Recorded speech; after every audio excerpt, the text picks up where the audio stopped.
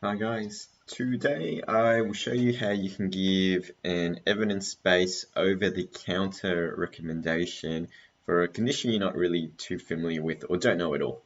So I had a patient come into the pharmacy a couple of weeks ago now, and she was asking if I knew of any probiotics that could help treat her stomach infection that she was diagnosed with, which was Blastocystis hominis. And I was honest with him and just said, I'm not familiar with this condition, but if you give me a moment, I can have a quick look to see if I can find something with some evidence base behind it.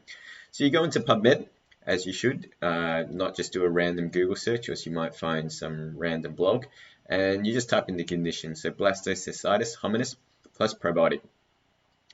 And the study that popped up to me that seemed the most interesting was this one. So the clinical efficacy of Saccharomyces boulardii, which is a type of probiotic, or metronidazole, which you should know is a type of antibiotic in symptomatic children with blastocystis infections.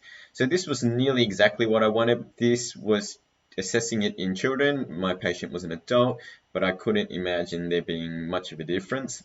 There's sometimes there can be, but this seemed to be the most relevant out of everything that kind of popped up. So we go into the study, and naturally, if you have enough time, or if you're at uni, you have to do a research project, you kind of read the whole thing.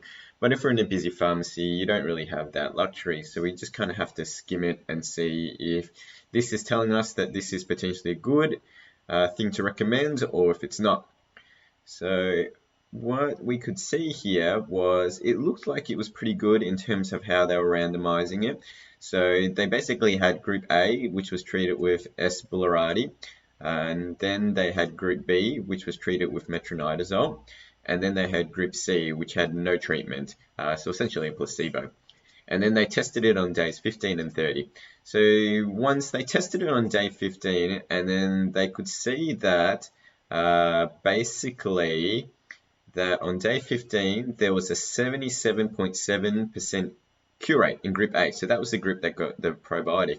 And then we compare that to a 66.6% in group B.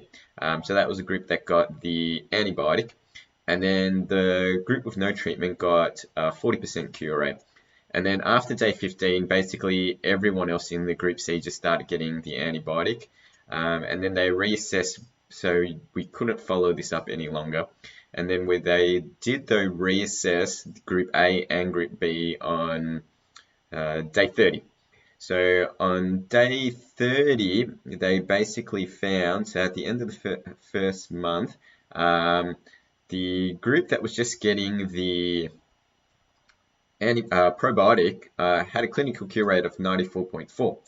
And then we can compare that to the group B, so got the metronidazole, had a clinical cure rate of 73.3. So that's the end of the very first month. So obviously they didn't keep following it against no treatment, which would have been a good thing to see, but it looks like it has potential to quite help. And doing nothing at all looks like it can help at all, which is what the patient doctor wanted to basically see, to wait and see if it would just kind of resolve itself on its own. So the end conclusion was metronidazole or S. boulardii has potential beneficial effects in B. hominis infections when the symptoms are present and it's been confirmed via diagnosis. And then they're saying that these challenge the actual current guidelines. Most current guidelines don't generally recommend probiotics for anything.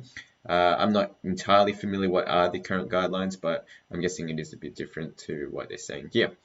So the patient wanted a probiotic.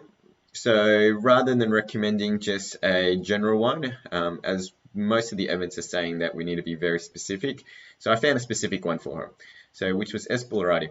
So now the best thing to do is to find a product that has that. So now we can do a proper Google search, and here we just go on the shopping.